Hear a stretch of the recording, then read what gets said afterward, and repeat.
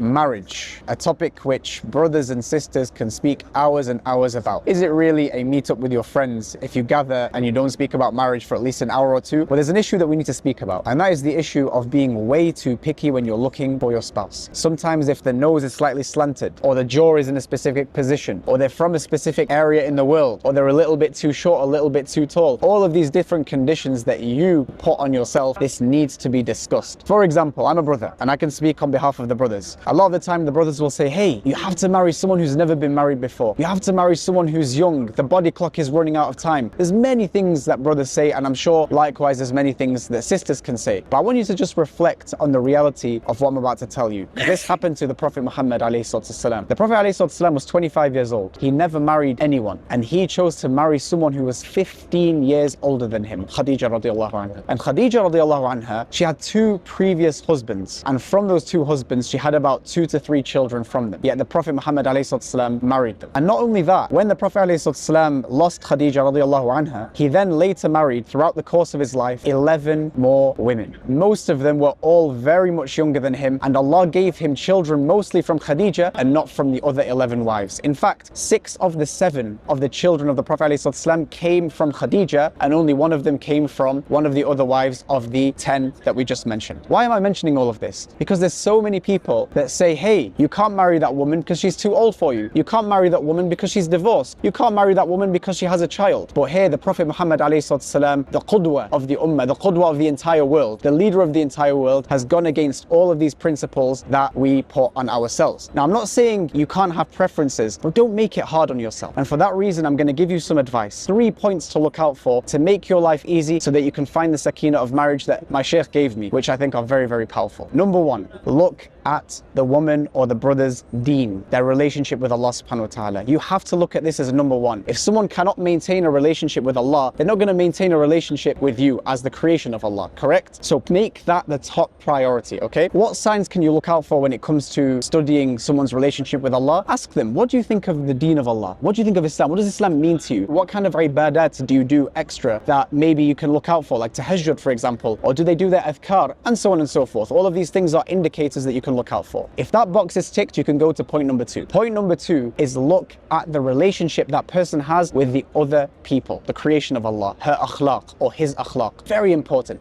It's no good being incredibly pious, but people run away from that person because they have disgusting character, right? The two come hand in hand, deen and akhlaq. So how can you do that? Look at how she treats or he treats his parents, her siblings, her friends. What do they do in their free time when they meet? Look at their interactions and study them incredibly deeply. If you find someone who ticks these 2 boxes, where they have good deen, a strong relationship with Allah, they love Islam, they're inspired by it, and they have a very good relationship with the people, they have shyness, they have good character, they're not mean to the people, etc., then you can move on to point 3, which is where you just look at them and you're happy with how they look. Just look at them and you're happy with how they look. That's literally it. If you can tick all those 3 boxes, pray your istikhara and get married to them straight away, because we live in a time where zina has become way easier than getting married. And part of the reason is because we make it difficult on ourselves. It does not matter if they're from a different part of the world. It does not matter if they're too short. It does not matter if their nose is slightly slanted. If you look at them and you're happy with how they look and they have a good relationship with Allah and a good relationship with the people, make it easy, go for it, pray istikhara, and Allah subhanahu wa ta'ala will bless you bi'idhnillah ta'ala. And remember, the more you compromise on the deen, the more you're going to regret it later. So focus on these 3 things and you have nothing to worry about. Assalamu alaikum wa rahmatullahi wa barakatuh.